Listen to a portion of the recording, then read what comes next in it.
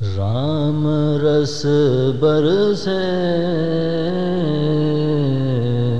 राम रस बरसे.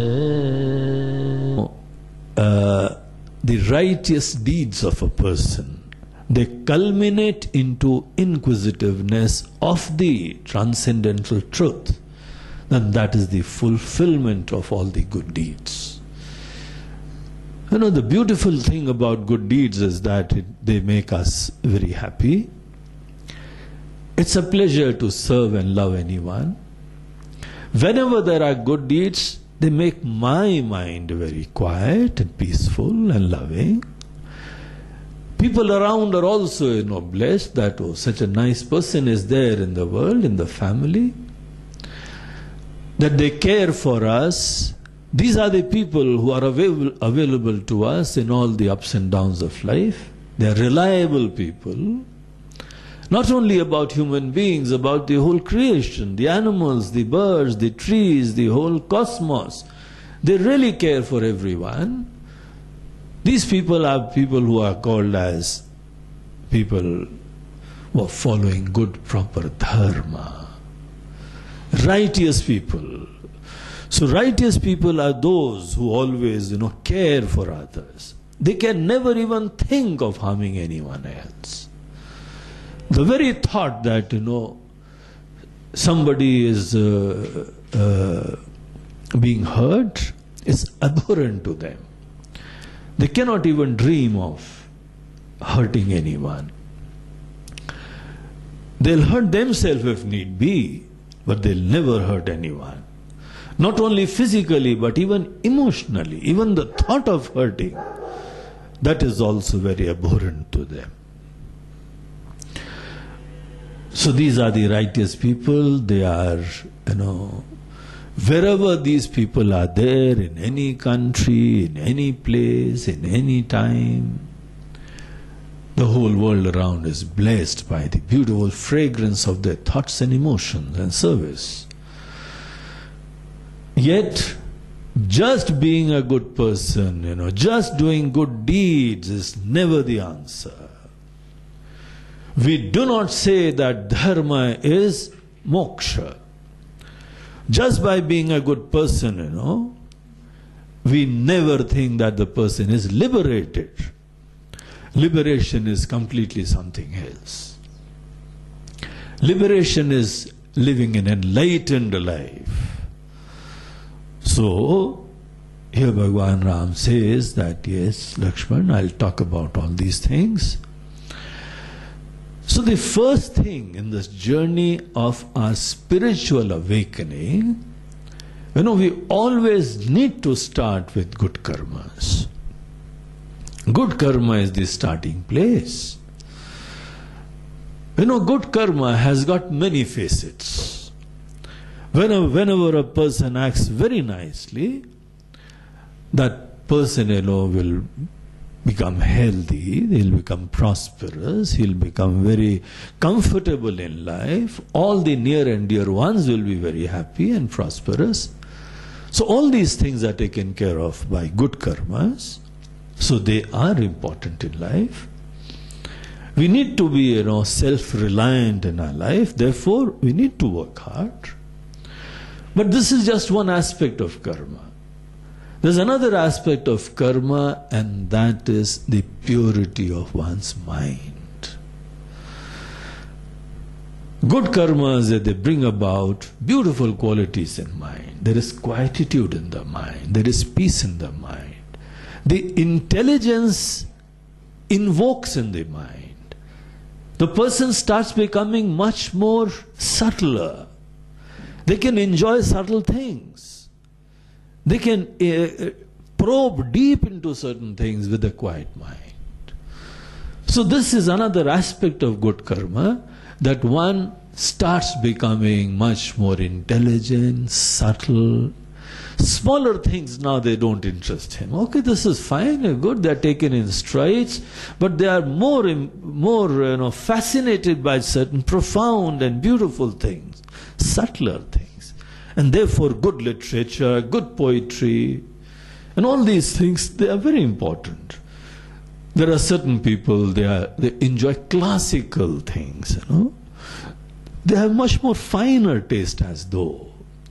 So whenever a person, he lives a very righteous life, a life of dharma, so that person starts getting a very beautiful mind. Not only, just dharma, but Bhagavad Gita and other texts, they reveal this aspect in a much more elaborate way. They say that dharma, when it is done selflessly, the nishkam karma, selflessly means lovingly, where you care for others more than about your agenda, your personal, benefits. When that kind of attitude is brought about, then this aspect of subjective cleansing, the purity of mind, that aspect starts, increasing. And therefore a person needs to act in life. Action, whether it is selfish or selfless, will certainly bring about so many external things in life. Whether you think about it or you even do not think about it, in case if you act very nicely, the external results are bound to come. But just by acting, your mind is not going to be pure, quiet and peaceful. And therefore a person who is so desperately acting in life, very selfishly acting in life, they have such a terrible state of mind with all the stresses, with all the problems, strains. Stress has become such a big epidemic in the world.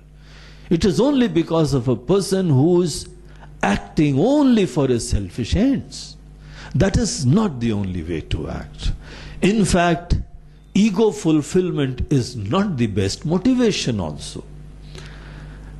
There is this very prevalent notion that, whenever a person, wants something about oneself, there will be a very beautiful motivation. That is baseless thing.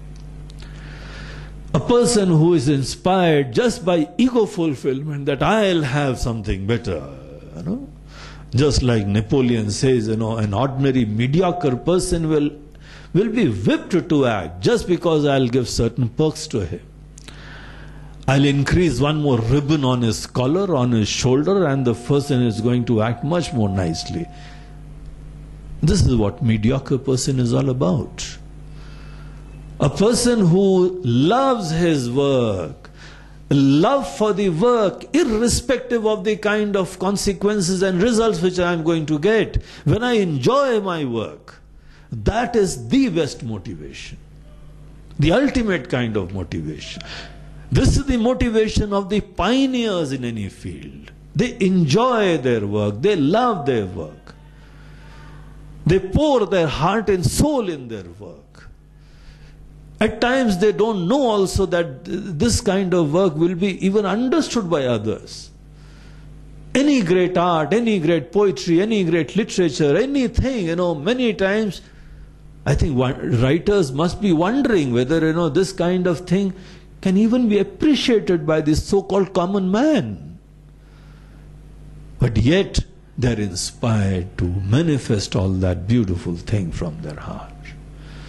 So there are people, a different class of people who are not motivated by their personal securities and name and fame and pleasures, This is what is mediocrity all about.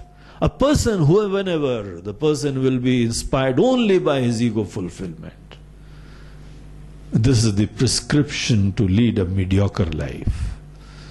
Mediocrity is only when a person is inspired only by self-importance, self-fulfillment, self-importance and all these kind of things. Why is a person inspired by self-motivation, self-fulfillment, self-security? Why are you bothered even about all these things? Because deep down there is a notion that I am insecure. This notion of being a limited being, insecure being, that is what prompts the selfish life.